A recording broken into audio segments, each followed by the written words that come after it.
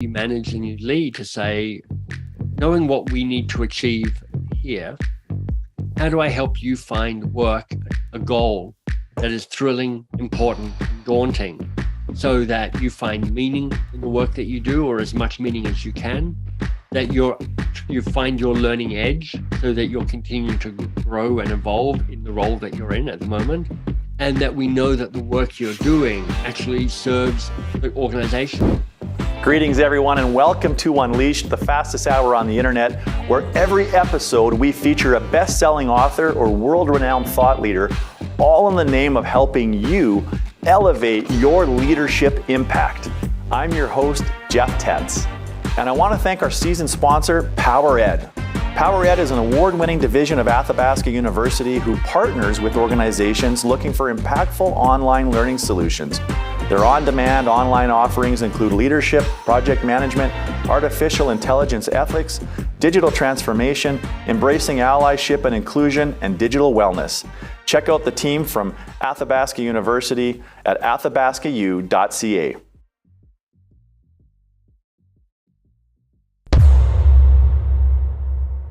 My guest today is Michael Bungay Stanier. Michael helps people be a force for change. He's best known for his book, The Coaching Habit, which has sold close to 1 million copies and has thousands of 5-star reviews online. His latest book, How to Begin, gives people a framework for doing something that matters. He founded Box of Crayons, a learning and development company that helps organizations move from advice-driven to curiosity-led. They've trained hundreds of thousands of managers to be more coach-like, and their clients range from Microsoft to Gucci. He left Australia about 30 years ago to be a Rhodes Scholar at Oxford University, where his only significant achievement was falling in love with a Canadian. How about that? Which is why he now lives in Toronto, having spent time in London and Boston. Balancing out these moments of success, he was banned from his high school graduation for the balloon incident. Want to find out what that's all about. And he was sued by one of his law school professors for defamation. And his first published piece of writing was a Harlequin romance-esque story involving a misdelivered letter called The Mail Delivery. Sounds very, very fascinating. Michael, welcome to the show. Oh, look, I'm stoked to be here. Thank you for having me, Jeff. That's awesome. I wish everybody felt that way. There's a lot of really interesting things in your bio that I would love to unpack. I mean, number one, to the best of my knowledge, we have never had a Rhodes Scholar on the program before. But in amongst all of that stuff, I am just dying to know, what is the balloon incident that got you expelled or banned from my graduation ceremony? You know, it's probably better if it remains mysterious, because when I explain it, it's kind of, you can see that I have a tendency towards marketing and maybe a little bit of hyperbole. But basically, the short version of the story is graduating high school, and it's my headmaster's last year after 26 years of being a headmaster, or some ridiculously long amount of time. And the class that had graduated before us, the year before, had caused chaos. They'd put glue in the locks. They brought in a flock of sheep to graze on the main quadrangle of the school. They wrote rude things and weed killer on the main playing oval field thing. And so there was this kind of clampdown, which is like, no monkey business during this headmaster's last year. You have to, walk off stage demurely and politely. I was like, I understand I don't want to be arrested for property damage, but come on, we can't do anything. So with a small group of friends, we decided to go and put helium-filled balloons in the chapel. I went to a Church of England boys' school. And there's a conical roof. And so we're just going to put balloons in the roof of the chapel. That was it. I mean, it is like the most calm, the most banal, the least threatening end of year stunt ever pulled out in the history of the planet. But it was enough to provoke the anger of the administration. So we got caught, and myself and a few other people got banned from attending our graduation. So it goes. Unbelievable. So, I mean, there's a couple of takeaways from that story for me, at least, is number one, there are a group of people that need to lighten up. And I think the second one is that you have somehow found a way to turn these unique personality traits into a very productively sort of harnessed capacity. So good for you. The real takeaway, Jeff, is this: don't get caught. It's so much better when it doesn't get caught. Yeah, absolutely. Don't get caught. There we go. If you're watching at home, kids, don't get caught. I've added value already to this whole conversation. Yep, that's right. So you have written this wonderful book, How to Begin, which is really a how-to roadmap for people to start setting big, meaningful goals.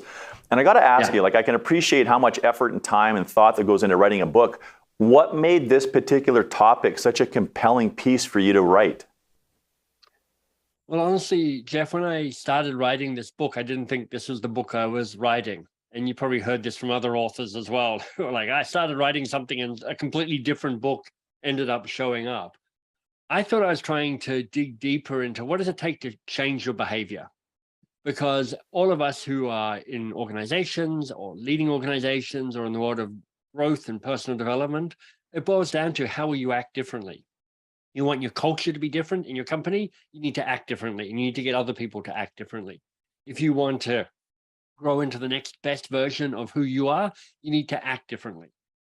And of course, the challenge is changing your behavior is very difficult. I mean, there's a reason James Clear's Atomic Habits has sold 9 bazillion copies, is that it offers a bit of a guide in terms of how you change your behavior. But I was thinking habits are all well and good. And, I wrote a book called The Coaching Habit, so I'm a fan of habits. But I thought there's a deeper thing around what's required to change behavior. It can't just be about building habits. So I wrote a book, or at least a first draft of a first half of a book, and I sent it to some friends. And universally, they all wrote back going, Michael, this is a terrible book. I mean, it's hopeless. I've read the first 60 pages. It makes no sense whatsoever. Now, as a writer, you know that your first draft is always going to be a bit disappointing, a bit crap. But I didn't realize it was going to be quite this disappointing and quite this crappy. So reading through the smoking remains of this first draft, I found one phrase that I really liked. We unlock our greatness by working on the hard things. We unlock our greatness by working on the hard things. And I realized that had been true for me, that when I looked at my own kind of moments of steep growth and increasing my courage and my capacity and my confidence and my self-sufficiency and all of that good stuff, it was really when I met a challenge I cared about, but which stretched me and pushed me and provoked me, and one that I persevered with and I kind of got to some sort of conclusion with. So I was thinking, if it's true for me, it's probably true for other people as well, which is, it is so easy, particularly as I think you get a little older, to kind of slide into the comfortable groove of your life. And how do you maintain ambition for yourself, but also for the world? How do you make the world a better place? How do you continue to be hungry and continue to grow? And I wrote this book for those people who are at those crossroads, whether it's, you're leading a company and you want it to change, whether you're about to retire and you're wondering what that looks like, whether you're an empty nester, whether you're having a 35-year-old midlife crisis and you don't want to buy a red car. If you're up to one of those moments of change, what do you do with that? And How to Begin is an invitation to think about setting a worthy goal.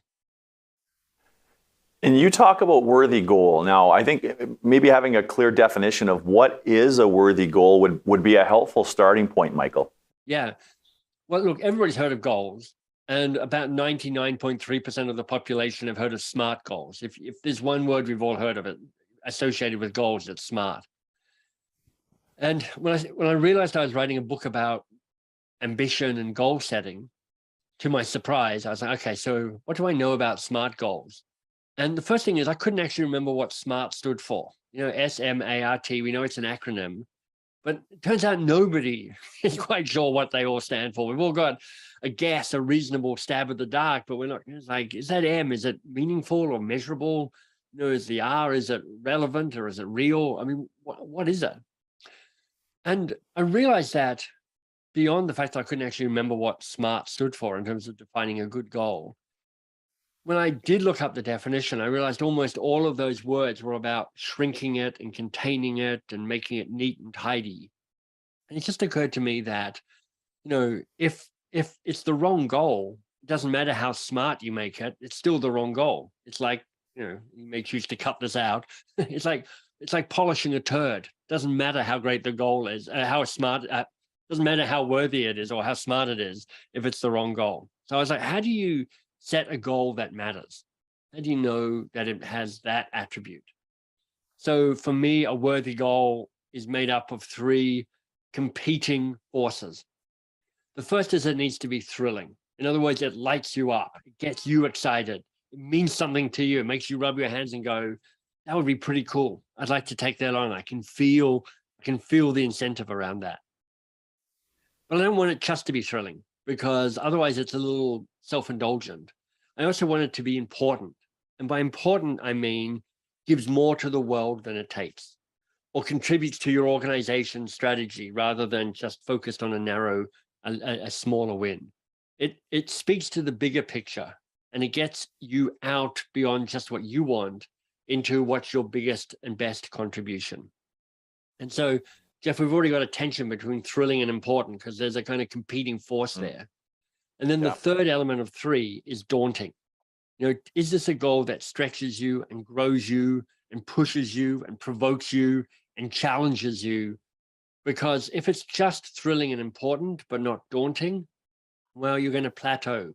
And even if you're doing work that is important stuff, and you probably are, you're no longer growing and evolving as a human being. And that's a key part of the equation. Yeah. So it sounds like a personal BHAG a little bit. Yeah. BHAGs, if you don't know SMART goals, you probably heard of BHAGs. When you look at Jim Collins's work and BHAG, big, hairy, audacious goal, the context that is mostly used in is as an organization. It's as an organization, what's our BHAG? What's our big thing that we're going to build a strategy around to try and deliver against? And this, I guess, is more like that personal BHAG, which is like, okay, so how do you make something that's thrilling and important and daunting for you? And why I love that you've made that connection is just like as an organization, you can only have one or two BHAGs, otherwise it becomes irrelevant, too many.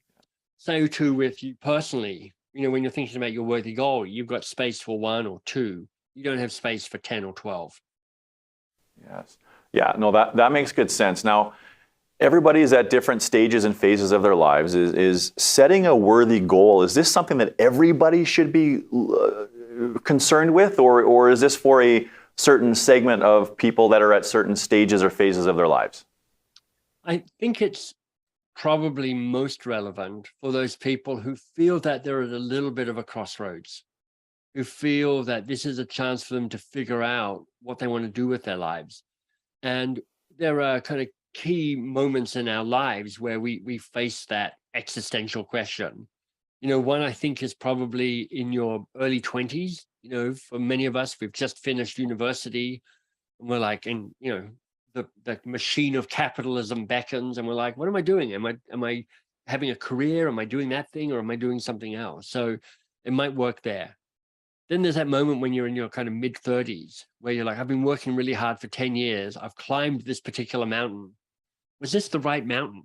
There's a reason why 35 or thereabouts is the so-called midlife crisis. There's a poet once who said, when a man, really means everybody, but when a man turns 35, he realizes his life isn't working. So that moment.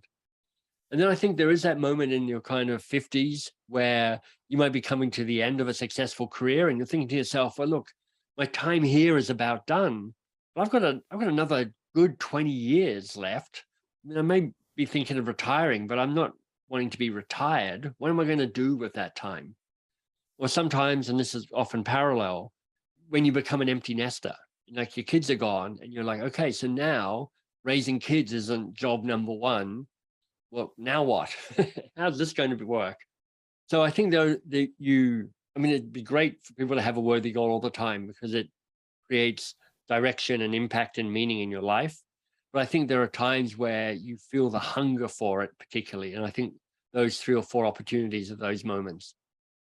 So it really sounds like it is for everyone. And you're reminding me of one of the latest stats I saw on people exiting the workforce. There's been in the neighborhood of 300,000 Canadians that have left the workforce in the last 12 months, and that's up 30% year over year. And they're leaving the workforce at younger ages. And when I see those statistics, Michael, I always worry about stagnation. And so you made the link to what you've done here and living a life, an exhilarated life of meaning, of purpose, of growth, and the right kind of discomfort. I can see how that would be so helpful to that population as well. I think a good percentage of those people who are leaving are looking at what they're doing with their lives and they're going, what am I doing? I've just gone through COVID. It's made me stop and think and go, what type of life do I actually want? And they're coming to the conclusion that the life they've just been living isn't that life. Now, it takes a whole lot of courage to walk away from something that's not working, but you also want to have something that you're walking towards, because otherwise you can feel a little lost. So I'm hoping that some ideas in the book might be a tool for some of those people for sure. Yeah, absolutely. So whether you're 20 years old listening to this or you're in your mid 80s or somewhere in between, let's give people a bit of a roadmap now, Michael, and some how-tos. Right. And just as an aside, I love the way that you write. I mean, you write, first of all, you write with a lot of candor and humility about your own struggles and your own sort of challenges and things that you have overcome in your own life. And then you just have such simple steps that people can start applying right away. And that's just, I think, music to my ears. So you've broken this down kind of into three main categories. So there's the setting of the worthy goal, there's the committing to the goal, and then there's this thing you call crossing the threshold. So I wonder if we could just start maybe elaborate a bit on what does it mean to identify and set a worthy goal? Right. So if you've gone, you know what, actually, worthy goal or some sort of owning ambition for myself and the world, that might be a good thing to do. Well, then you got to go find your worthy goal. And of course, that's quite intimidating for lots of people. Me too. I'm like, what am I going to do? Where am I going to find something that's thrilling and important and daunting? So there's a process of looking around for that. And one of the things that I would give full permission on is to realize that a worthy goal can play at any scale. Sometimes when you hear the sort of worthy goal and being ambitious for yourself and the world, you kind of go, well, I don't know, I'm not Elon Musk trying to send ships to Mars, and I'm not Gandhi liberating India from the British Empire, and I'm not, you're not playing in that kind of global scale. And, it's like nobody is. 5 people in the world are playing at that scale, and 4 of them are deluded. So it's to realize that you can be articulating your goal at quite an intimate level. It might be your team, or it might be your family, or it might be your neighborhood, or it might be your business unit, or it might be your company, or it might be your country, or it might be a kind of global movement, or it might be organizations and how they meet the world and kind of the interface between organization strategy and service to the community.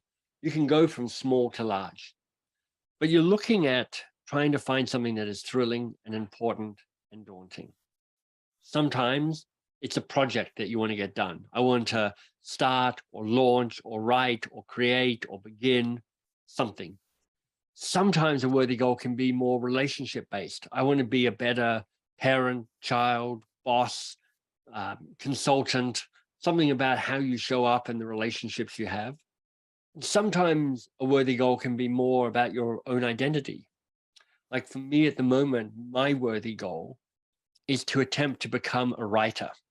Now, I know it's a bit weird because I've got all these books that I've already written, but to me, that makes me an author. An author is about the output. I've written books, therefore I'm an author.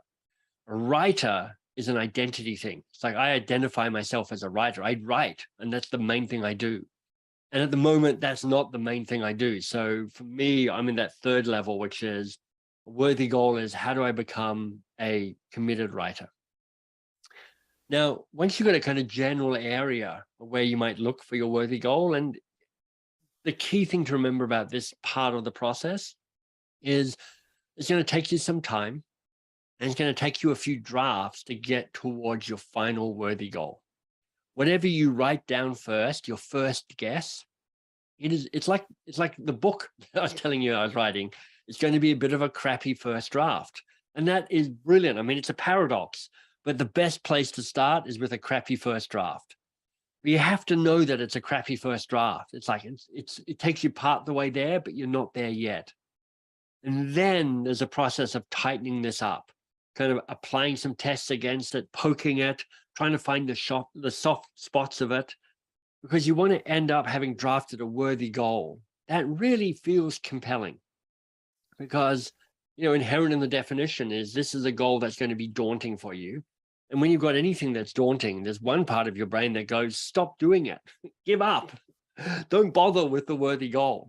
So you need to find a way of drafting a worthy goal that has enough internal motivation and external motivation to keep pulling and pushing you along when times get hard. Got it. So how do you know when you've kind of hit that eureka moment and you've nailed it, you've got it? I mean, it'd be so good, wouldn't it, if there was a choir of angels that sung when you hit that eureka moment, or you're like, somebody hits the golden button and kind of gold confetti floats down and you're like, oh, okay, this is it. I've hit my final perfect draft. And the answer is you don't know, really. I mean, somebody once said, books are never finished, they're abandoned. And they get abandoned at the point where the author goes, I think this is as good as I can make it. And any more work on this, the incremental gains are so small. But here's a way of testing. And this is what I do with all of the worthy goals that I set myself, and I teach this in the book as well. Once you go through 2 or 3 drafts of a worthy goal, and you're saying, this is pretty good, I'm feeling pretty happy with this, it's got a degree of thrilling, important, and daunting that I like. What you do is you then measure it, you score it, and you score each of the 3 attributes out of 7. The twist is you can't give your worthy goal 3 7s. You can give it 2 7s, but you have to have at least one number that's not a 7 in that mix. And then you add your numbers up. So that's going to give you a score somewhere between 3 and 20 out of 21. And what that does is it makes you just a little more objective about the worthy goal that you've written down. And it helps you see where your worthy goal might be a bit soft in either thrilling or important or daunting. My rule of thumb is that if you get your worthy goal at 18 or more, you've probably got something that's really pretty robust and pretty solid. If you're less than 18, it might mean that there's a little bit more work to do to start refining the worthy goal. Excellent. I like that you've brought some objectivity to something so subjective, or that something can be so subjective. Yeah. And then so step 1, of course, is setting the worthy goal. Now, how long should step 1 take? Are we talking days, weeks, months? Like, what's been your experience as you've been using this? Well, somebody once said that chess is a game that takes minutes to learn and a lifetime to master. I don't think it's going to take you a lifetime to master drafting your worthy goal, but to me, you can make some really good progress quickly. Like when I teach this, I take people through the process of writing 3 drafts of a worthy goal within an hour. And within an hour, a solid percentage of those people have a worthy goal that they would self-score at 18 or higher out of 21. So it doesn't have to take a lot of time. And I would say that there's value in marinating on that worthy goal, on sitting with it a little bit, on doing some kind of deep work on it and trying to take it to a certain point, and then putting it away for a day or 2 and then coming back to it and looking at it with fresh eyes. Because there is a moment, in my experience, where you get a worthy goal to a point where you're like, this is pretty good. I like this. I can feel excited about getting going on this, even though it's daunting, even though I don't know how to, I know I can figure out how to start this, but I don't know how to finish it yet. Even though that's the case, I feel like this would be something I'd be really happy to put time and effort and attention and risk towards. Yeah, I like that. A question that comes to mind as I'm hearing you talk about this worthy goal process, how often do you run into conflict, either with yourself or the people that you're coaching through this process, where they're not completely sure whether they're going after a goal that's meaningful for them or a goal that might be an expectation somebody else has of them? Oh, that's such a great question. I mean, that is spot on.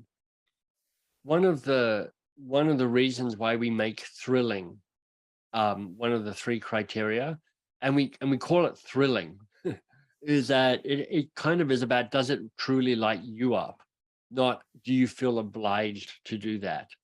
Because we often feel obliged to do things that are, you might call important. They're like, this is important, and somebody like you at this stage of your life doing this thing, we really should be doing this by now. So it's kind of sense of obligation or expectation that come from other people. And for sure, a big part of this process is for you to be thinking to yourself, do I care about this? Am I excited about this? Does this have a kind of a zestiness to it that would actually light me up? Or am I kind of trying to make other people happy? And I love that you're pointing to this, Jeff, because that dilemma, which is like, am I trying to make other people happy, is part of why the second section is so important, which is the section where you decide whether you're ready to commit to your worthy goal or not. Yes, and great segue. So let's talk about that. So we've set the worthy goal. We're ready to make this commitment the second step. What does commitment look like? Well, here's the reason I wrote this section, because the more common sense or expected thing to do is, once you've written a worthy goal, just crack on with it. I mean, start. It's like, get going. Stop procrastinating. You spent a bunch of time writing this thing out. Just get going on it. And I think we often rush into action a little too quickly because we haven't sat with the consequence of truly saying yes to this particular worthy goal. Jeff, if people know me at all, they know me by this book, The Coaching Habit, which I wrote 5 or 6 years ago, and that's gone on to sell a bunch. And one of the 7 questions I talk about in The Coaching Habit is the strategic question. If you're saying yes to this, what must you say no to? And this section of the book really has us sit with that question, where you're like, if you're going to say yes to this worthy goal, what are the consequences of that?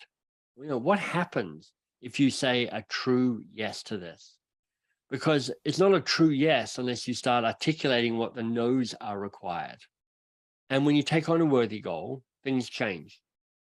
When you take on a worthy goal, you're shifting, first of all, your own expectations of yourself. So what you now need to say no to about who you are and what you do and how you show up and what you prioritize and what you spend time on and what you don't spend time on. How do you say no to some of that current behavior so that you can say a real yes to what it means to take on your worthy goal? But it's also saying no to other people and other people's expectations of you. And other people are like, you know what? We understand you. You're predictable. We know how you spend your life. When you're taking on a worthy goal and you're saying, I'm going to do this thing that's thrilling, important, and daunting, you're kind of stepping into the next version of who you are. I mean, right back when we started this conversation, Jeff, I was like, we unlock our greatness by working on the hard things. So you said yes to a worthy goal, you're unlocking greatness. And that means you're going to be different. This is not present you. This is future you that's taking on your worthy goal. So you need to be figuring out, so how's this going to annoy other people? How's this going to disrupt how they think what I do and who I am and how I show up and what I can be relied on? And you need to kind of weigh up, as I say in the book, the prizes and punishments of you saying yes to doing a worthy goal. And if the prizes of saying yes outweigh the punishments of saying yes, because there is a price you and others will pay for taking on the worthy goal, then you've got the wind in your sails. Then you're ready to think about, well, what does it take to actually get going on a worthy goal? Got it. I'm feeling how that process would really like psychologically commit you to what you're about to embark on. Now, the other thing I'm envisioning as you do this, Michael, you say like you're going to be disappointing people around you. And so it means you're going to have to say no to a lot of people and a lot of requests. So how important then is it to communicate this to your circle, what your worthy goal is, so they're a little bit more empathetic to your plight? Well, I would start off by saying, as a key insight, and we'll talk about this more in a second, I suspect, when we talk about what does it take to cross the threshold. one of the key insights about crossing the threshold is don't travel alone. It's really hard to do this by yourself. And you want to have a cluster of, you could call it people, but in the book, I talk about 4 different types of energies that you can have around you to help you navigate this tricky bit. You know, the 4 different archetypes, different roles that people can play. One is a kind of a warrior archetype. It's like, I'm fierce, I've got boundaries, I'm willing to push back, I'm not willing to be pushed around. There's that kind of like that energy that comes to it. The second archetype is that of the healer, which is like, okay, this is where you can go and be a mess and be confused and get some R&R and be looked after, and kind of, it's got a very different, softer, gentler energy than the kind of the warrior energy. The third energy is the wizard or the teacher energy. Like, where do you go to learn the stuff that you don't yet know? And then the fourth and final energy is the visionary or the ruler energy. And that's all about ambition and kind of keeping your eye on the horizon and having a degree of ruthlessness that you might need to kind of keep going when times get tough. And you may need a different mix of those different energies to navigate the people and the decisions and the first steps of this journey. But I think it's, you know, when you ask the question, so how important is it to communicate to your circle that this is what you're up to? You know, I can imagine that there are some people in some people's circles where you're like, I don't want to tell you what I'm up to, because you'll kind of poo-poo it a bit and you'll be a bit of a downer around it. You'll give me a whole bunch of arguments about why I shouldn't be taking it on. So I think most of the thing to do is say, how do I get the right people behind me? Because this is a journey that's not insignificant. This is thrilling and important and daunting. Yeah, well, I love those archetypes because it gives you such a simple sort of a blank, like a blank org chart of who you need to have. I like the loving critic sort of concept of surrounding yourself with loving critics, but you've done a good job of identifying there's different kinds of loving critics, I suppose, that you can add to your all-star team. Yeah. You know, my wife is my classic loving critic. Like when I give her one of my books to read, one of my early drafts, honestly, it feels like she takes a red pen and plunges it repeatedly through my heart. I mean, it's quite a brutal experience often. And she is just 100% on my side. You know, she is really trying to make this book worth it and me worth it and the book better and me better. So she's a great champion to have.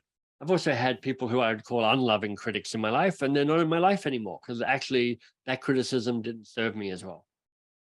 Yeah, no, well said. So I want to stick on this committing piece for a little bit longer, Michael. And there was something that caught my attention, what you call false starts.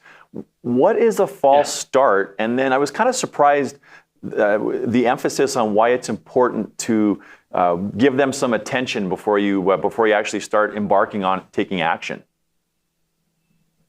Sometimes when we're taking on a worthy goal, it feels like this is a brand new idea. We've never done anything like this before. And so it is, you're navigating on a blank sheet of paper. It's like, this is all a mystery and I'm experiencing it for the first time. What I realized was true for me and true for other people as well, is that often a worthy goal that we come back to and that we define as important, it's often something that we've tried one way or another before. We've found it and it might not have been the right time, or we may not have quite articulated it properly, or we may have had circumstances conspire against us and we made a tiny bit of progress, or maybe not much progress at all, but we kind of got abandoned along the way. And I think it's just worth learning from our history and our own experience and our own mistakes. And, you know, if this is the very first time you've considered a worthy goal like this ever, well, then great. You get to skip this exercise. There's nothing here to learn for you. But if you're me, I can often look at this and I go, oh, yeah, so I've tried this before and it's worked twice and it hasn't worked 11 times. So what do I learn from that? What are the predictable mistakes I'm going to make? What are the predictable ways I'm going to collude against myself? What are the predictable ways I'm going to get in my own way to make progress on this? So I'm just trying to get a little bit smarter and not totally forget and fail to learn from my past. Yeah, that's excellent. I liken that to climbing a mountain, where let's not take the same path twice if it ran into a dead end. So that's right. Helpful advice. The other thing I thought was really clever when it comes to committing, you refer to them as mosquitoes. What is the importance of mosquitoes in setting a worthy goal? I love the idea, the metaphor of mosquitoes. I don't love mosquitoes, but I love the metaphor of mosquitoes because they're annoying, they're frustrating, they suck blood in small ways. They're probably not going to be fatal, but they are certainly a distraction to the task at hand. I mean, you ever sat out on a summer night in Canada? As an Australian arriving in Canada, I'm like, we have our own insects in Australia, but holy cow, summer in some parts of Canada, you got mosquitoes, you got horse flies, you got moose flies. There's just these enormous blood-sucking insects everywhere. And in the context of kind of figuring out, are you committed to this and understanding kind of what the mosquitoes are, it's kind of going, what are the stumbles I've made in the past? And also, what are the little things that might get in the way of me actually taking this on? What are the little distractions that might be there for you? So once again, as you figure out what it means to commit to a worthy goal, part of what you're figuring out is, what's reality? What's reality about my past? What's reality about where I am in the moment and to what extent I can commit to this? What's reality about what I need to say no to so I can say a genuine yes to this? You go right back to Viktor Frankl and Man's Search for Meaning. And it's like, the way you survive the hard things is you take a good look at what reality is. You don't be optimistic about it. You don't be pessimistic about the short term, but you think to yourself, this is reality, and I'm optimistic I'm going to get to my long-term objective. And we're trying to do a similar thing in a not quite as gruesome a scale as being in a prisoner of war camp, as was true with Viktor Frankl. But it's like, what does it take to be truly aware of the reality of what it means to commit to this? And if I can see reality, am I up for the adventure or not? Got it. And so for some context, what are some mosquitoes that have popped up for you in your pursuit of becoming a writer? So much of it is, I quite like the status quo of not being a writer. So this is what's interesting for me to battle, which is like, on the one hand, I have this vision of what it would mean to be a writer. And it's like, I wake up and I read books. I'm surrounded by books. They're on my floor down here. I'm surrounded by books. And I'm like about 400 books behind where I want to be in terms of the books I'm reading. But in my writing things, I write up, I read. So I'm reading inspiration. I've got good stuff incoming. And then I write a certain amount of words every day. And when I finish a book, I just start the next book the next day. So there's a way that writing is centered around my life. Now, one of the mosquitoes right now is my inbox. Like, I'm pulled to sort out the emails that are in my inbox. And even though I'm like, when I die, I don't particularly want to have on my tombstone, Michael managed his inbox in a fairly good way some of the time. That's not that aspirational for me. I'd much rather something like Michael was a good writer on my tombstone when the time comes. Nonetheless, I've got a certain amount of short-term adrenaline rush and kind of sense of progress and busyness that pulls me to my inbox. So I know I'm not the only one who finds their inbox a little too compelling. I think most people can identify with that for sure. So you've taken us through the first two steps then. So step one, setting a worthy goal. The second step is committing to that worthy goal. Now the third step is what you call crossing the threshold. What does that look like? Once you have your worthy goal, one of the places that some people stop is right now. They're like, I've defined the worthy goal. It's too scary to go on. It's too thrilling. It's too important. It's too daunting. And I can't get people to the end point of their worthy goal. Their goals are too subtle and complex and too personal for me to say, here's the 7-step plan to execute any goal. I'm trying to get you to make progress and get started on your worthy goal. Hence the name of the book, How to Begin. So I'm going, look, if I can get 2 or 3 steps along the path, then I'm going to celebrate that as a success. The challenge is it's actually not straightforward to start making progress on your worthy goal. I mean, it would be great if it was like a Google map. You're like, okay, here's where I am now. Here's my destination, my worthy goal destination. And, and the AI, the algorithm tells you it's like, okay, it's a 18-minute journey or 22 minutes if you stop off at coffee here. And it'd be lovely if it was that straightforward. But to me, starting a worthy goal, because this is mostly unknown territory for you. Somebody once said the best definition of daunting they had was you kind of know how to start it, but you don't really know how to finish it. So when you're navigating a worthy goal, I think of it like going hiking. You've got a map, you've got a compass, and you think the big mountain across the mist-covered valley is your destination. That's kind of your articulated worthy goal, but you're not entirely sure. And you're not entirely sure the best path to get there. So you need to navigate to the next milestone and then kind of reorient and figure out the path from there, and then navigate to the next milestone after that. And it's a non-linear journey. You're moving towards where you might go. And the truth is your worthy goal might even evolve and change as you begin the journey and as you get further into what the reality of trying to make this happen is. So crossing the threshold is about getting a little bit of momentum up, understanding that the navigation of this is going to be happening in small bursts as you make progress, and trying to bring, as we've already talked about, trying to bring some of the best people with you so you're not traveling alone. Got you. So taking some small steps, and I know you've talked a little bit about another part was not traveling alone, and but there's this other piece too that you talk about, remembering your best self. So why, I know, how does that, I guess, how is that helpful as you start to cross the threshold? Well, you're taking on a worthy goal that is thrilling, important, and daunting. So you are stepping out to the edge of who you are, what you know, what you've experienced, and what technical skills you have. You will be put under stress by taking on a worthy goal. It is not a stress-free experience. It's worth it because it's thrilling and important and daunting, but it's also going to stretch you and provoke you and challenge you and make it hard for you. And under stress, we shrink. Under stress, we retreat. There's that saying, the quote, nobody can quite tell me where this quote comes from, maybe the American SAS, maybe somewhere else, but it's like, we don't rise to the occasion.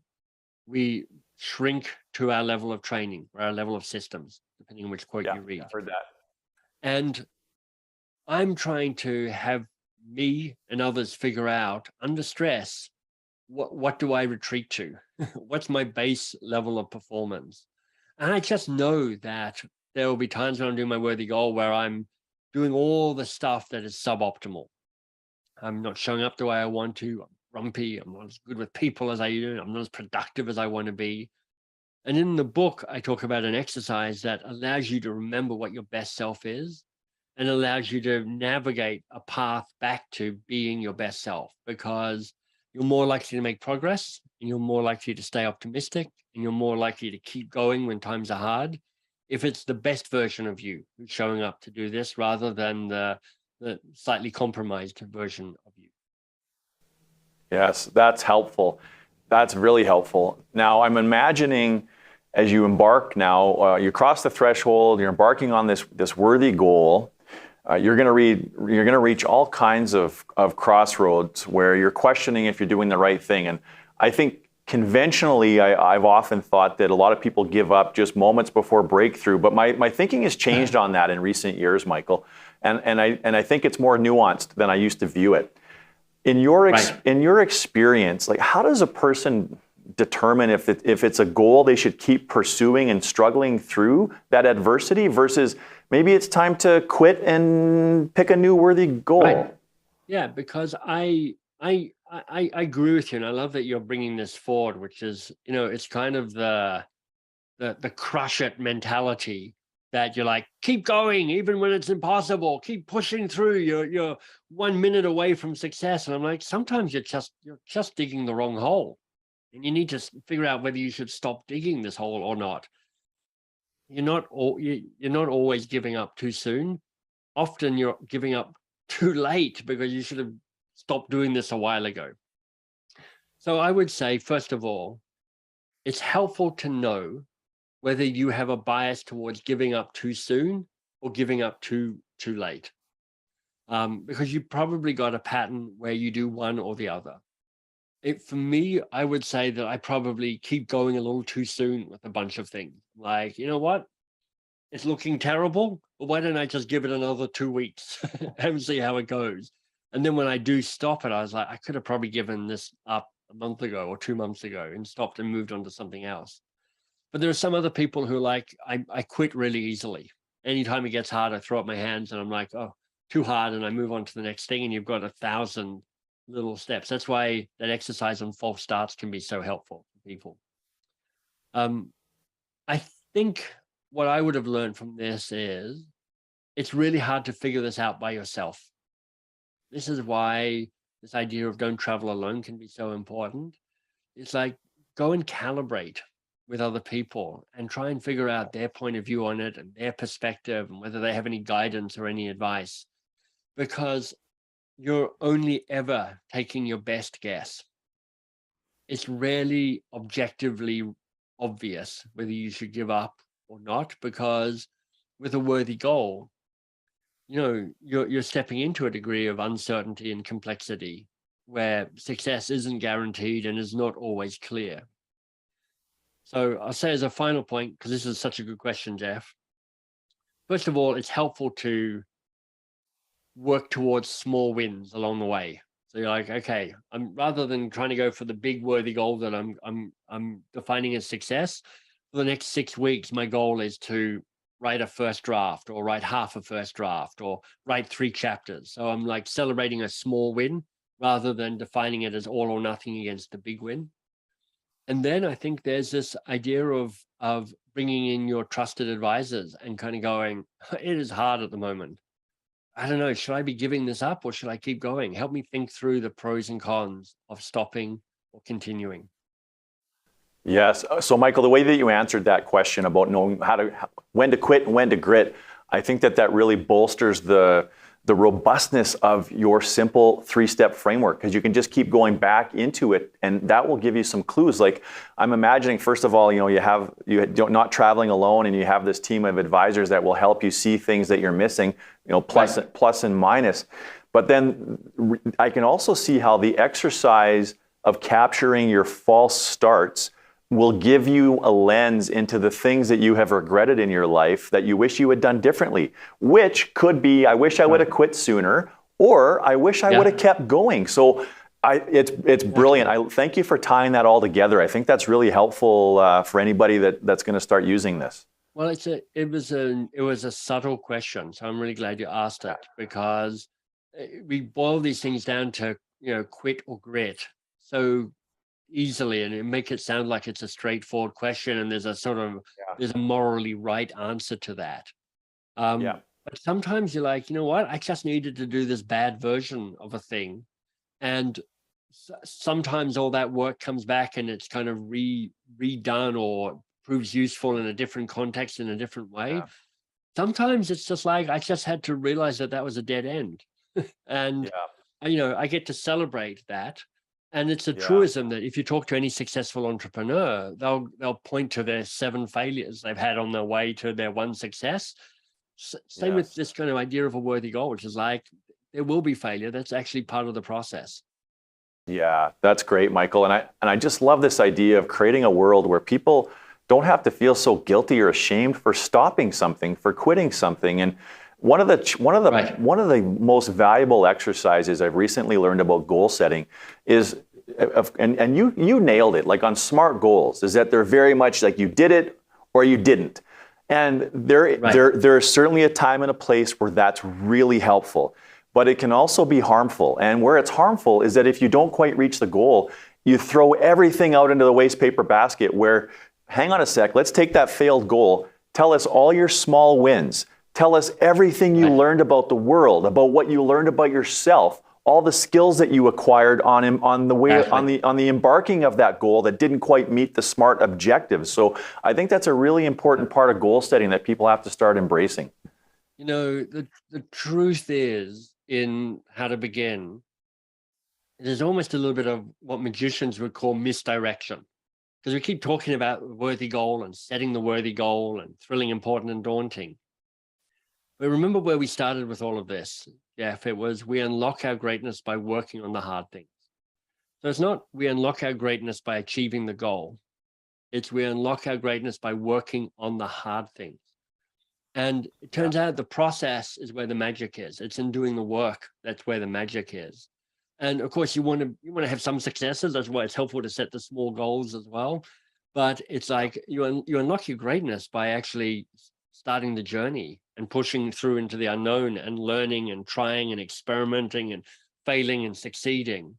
And then you get to the worthy goal almost as a bonus to all of that. Yeah, I can see that. And so, Michael, we spent, I think, a good portion of this conversation so far looking in the mirror. So how does this apply to our own life? Let's spend some time looking out the window. So how should a person, or how could a person use this to help people they care about? And I think the lens I'm often looking through is more a manager with their teams, because like I think that this is such a poignant time for managers to learn some of these skills, working in a more remote environment and a little bit maybe more disconnected than we're used to, at least in proximity. How should managers, or how could managers use this to their advantage? Well, you've got a couple of things going on. The first is, in some circumstances, I'm just going to be blunt about it, it's like this won't work at all, because an organization may have a robust and non-negotiable way of, this is how we tell you what you do in your job and in your role. And you're like, okay, there's no point in bringing this in because nobody's interested and it breaks the system. And, you know, we're living through a moment now where the current conversations around quiet quitting and people going, you know what, I'm just leaving my job because I'm not enjoying it and I'm not finding the meaning and the engagement that I'm looking for in a role. And I think one of the things that this offers up as an opportunity is to go, how do you create an increased amount of autonomy and self-sufficiency around the work people do in an organization? Now, if you're doing it just for yourself outside work, important can mean whatever it wants to you. It's just like, how do I give more to the world than I take? And whether that's serving your community or serving your family or contributing to your neighborhood, whatever it might be for you, that's great. In an organization, we've got a more restricted context because you have to set a goal that is in some way in service to the organization's strategy. Otherwise, you're like delighted you got these goals, but you're not actually helping us as a company or an organization. So you've got your context around what important is determined to a degree by what the strategy of your organization is. But, you know, so often in organizations, you're like, I'm not even sure why I'm doing this work. I've lost the line of sight in the bigger picture that this serves.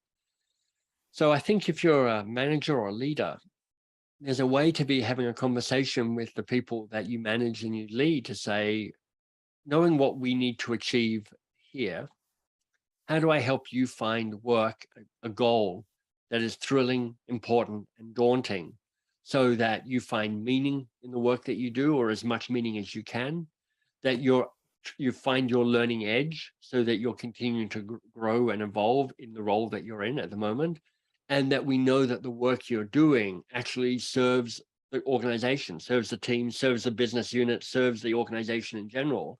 So you're not going, this is busy work. You're actually going, I'm doing something that matters to this organization. So there's definitely a fit within organizations. It does rub into or bounce up against kind of other goal setting tools that people have. Because, you know, if people are like, I've got SMART goals, I've got OKRs, I've got to-dos, I've got KPIs, you know, do I have worthy goals as well? You're like, okay, how do we make these work together rather than feel like a burdensome list of acronyms? Yeah.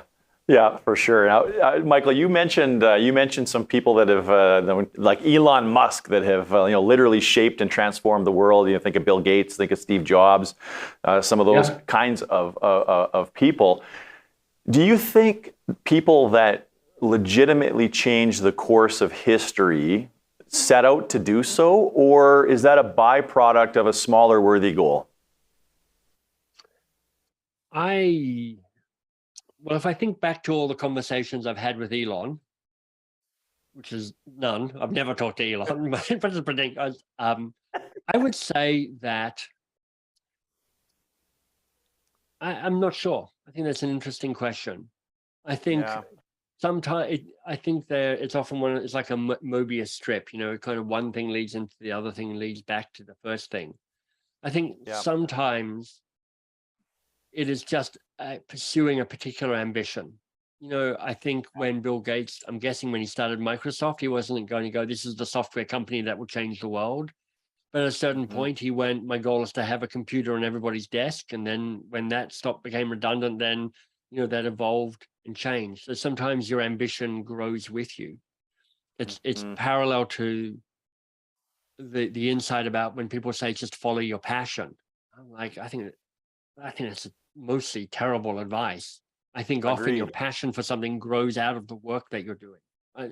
For me, becoming passionate about trying to unweird coaching through the coaching habit, if you told me that that's the main work of my life, like 5 years before it actually started, I'd be like, I don't think so. That doesn't sound good at all. But it turns out that the work, I grew into the work and I found the excitement by doing the work.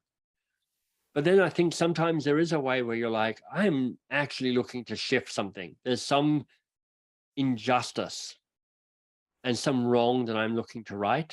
And then that the worthy goal gets articulated as their best guess as a way of serving that injustice. So in other words, Jeff, I think sometimes it's bottom up and it evolves out of the work. Sometimes it's top down, which means it rises to right a wrong or to fix an injustice. Yeah, and it makes me come back again to the filter that you started this whole conversation off with, was it's got to be thrilling, but it also has to make a contribution and be important, and it's got to be somewhat daunting. And the reason I think I asked the question, Michael, is there are times where we may all be guilty of setting a goal that may be littered with too much hubris, and I do worry about that. So make sure it's thrilling and make sure it's going to have a difference, not just in your life, but hopefully in other people's lives too. Well, my experience of working with people and facilitating them through the worthy goal process, when we come to that test that I was telling you about, which is like give it a score out of 7 against thrilling, and then a score out of 7 important and daunting, so you get a total score out of 21. For many people, the soft spot is around the important. It's thrilling for them, it's daunting, but they haven't quite worked out the bigger picture, the bigger act of service that this goal can help with.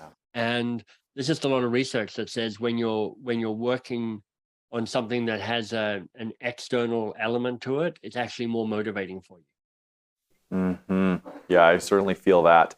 So, Michael, this book came out in January of 2022. What's a story that you have heard from a reader that has really inspired you or maybe touched your heart? Well, I'm lucky enough that we have a community within MBS.works of people who are working on worthy goals. It's called The Conspiracy, and there's like 150 people all making progress on a worthy goal. So I've heard some really good stories. I tell you what, one that comes to mind for me is Michelle. Now, she lost a child to homelessness, and then he overdosed on drugs. And she made her worthy goal to I would say, perhaps, I'm not quite sure her exact words, but it's broadly to say to celebrate and acknowledge his life. And she launched a halfway house for people who are homeless and struggling with drugs in memory of her son. And she said to me that, it's like this structure is what moved her so that her son's birthday, which had been, a day of sadness for many years, became a day of celebration because they launched the halfway house on his actual birthday.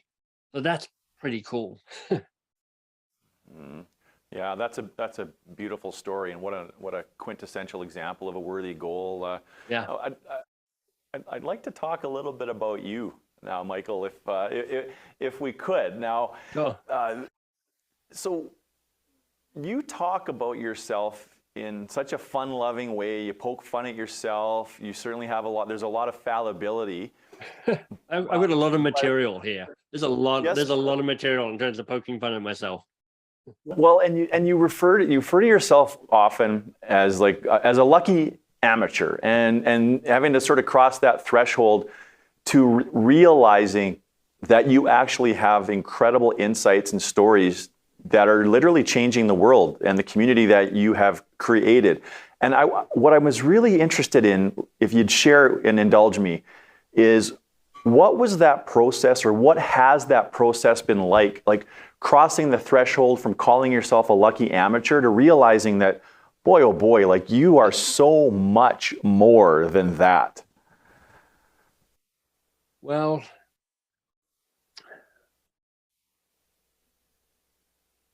I try and cultivate something called confident humility. Humility for me, it's not that kind of, when people say, I'm really humbled to receive this award, like that doesn't feel like humbleness to me. That feels like almost the opposite. But humility for me, the metaphor that comes to mind is that I am grounded. I have my feet on the ground. And actually a connection in the word humility to the root word that actually is the word for ground. So there's a sense of, I've got a sense of who I am. And what that means is I've got a sense of what I'm good at, and I've got a sense of where I'm flawed, or where I'm not, the stuff that I'm just not that good at. I've got a pretty good accounting of who I am. And I've spent 30 odd years, 35 years since I was 18, trying to figure that stuff out. I've read a lot of books, and I've been on courses, and I've spent time going, who am I and who am I not? And then there's a confidence, which is like, I'm willing to give stuff a go. And I spend a fair amount of time mulling over what's at risk, and coming to the conclusion that most of the time, not that much is at risk. And mostly it's some time or some money or my reputation. And all of these are pretty, in the bigger picture, all of these feel like not that consequential. So when you have a sense of who you are and the things you're good at and the things you're not good at, and when you're confident to say, look, it would be a shame not to try and make the most of the gifts you have. And then when you have a structure like the worthy goal structure, which is like, be ambitious for yourself, try and make a difference to the world, try and become the best version of who you are. It just allows me to try and give it a really good go. And also to know that in the big scheme of things, I'm just not that important. It doesn't matter that much. And, when I say it doesn't matter that much, because like in 100 years, nobody will know my name or remember my work. In 200 years, definitely that's all gone. When I think of that, I find a great deal of freedom in that. It's not kind of existential despair, which is like, oh, I'll be forgotten in 100 years' time. I'm like, it almost doesn't matter. So that means give it your best shot and do the best work you can, because, I'm an atheist. So I'm like, this is it. This is one crack at this short blip of light in between darkness. Show up and just try and do the very best you can, and be the bravest person you can be, and use the talents you have as best you can. And I'm not even sure what question I'm trying to answer now. Yeah, I appreciate you sharing that, and I identify with that a lot. There's like this relationship that we have with mortality that I think that gives us license to act with more courage. And timely too, because I know NASA just tried to blow up an asteroid, 17 million miles away from the Earth. And so if we needed yet another reminder that we're only a speck of dust in this universe. Or the James Webb photographs from the new telescope out in space. It's just like, you know what? They're looking literally 300 billion, well, I can't even remember, 30 billion years back in time. I'm like, this little life doesn't matter that much. No, for sure. And even just present day, without all of that, people are so concerned with their own meanderings. They don't care too much about what we're doing at the end of the day, not to the degree we think they do. Yeah, and you alluded to this already, but you've literally sold well over 1 million books. The Coaching Habit itself has sold over 1 million copies.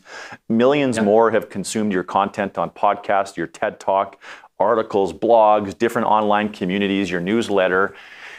We all have to overcome certain fears and insecurities as we grow up and sort of unwind some of those things and cross those courageous thresholds. As you have seen firsthand the impact that your work has had on people's lives, like, what has that meant to you?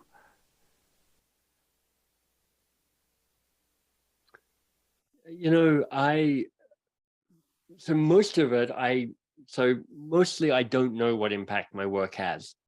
And I'm fine with that, really, because I create work that I hope spreads in the world, and it doesn't need to come through me to spread. So that's part of the plan, which is like, I'm hoping there's a bunch of people who have heard me or read stuff I've written and it's made a difference that I will never hear about.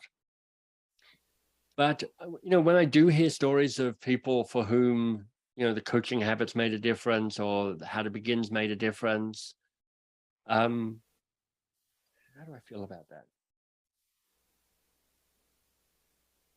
I feel delighted. I don't know how to put it. I'm like, I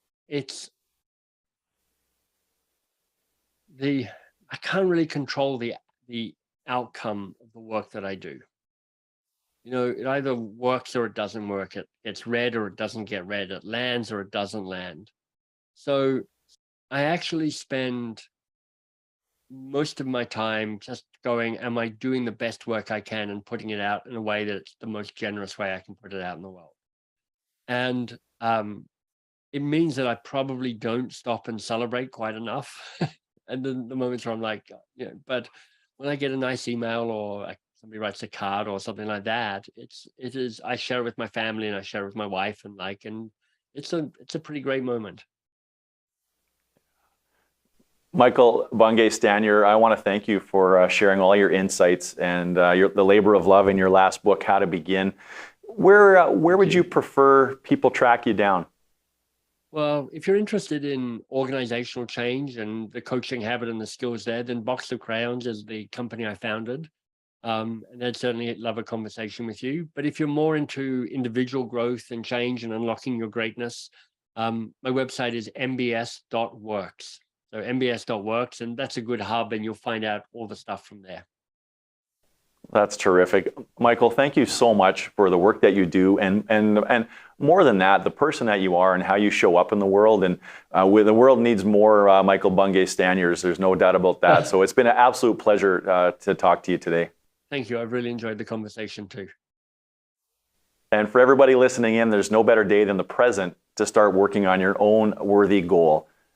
Until next time, be well, everyone. If you enjoyed this episode and found it helpful, don't forget to give us a 5-star rating and subscribe to our YouTube channel or wherever your favorite podcasts are found. And if you're part of a leadership team and you know that your organization is capable of even better performance, please reach out to us at unleashresults.com for a conversation and learn more about how we might help unleash the potential of your team and organization.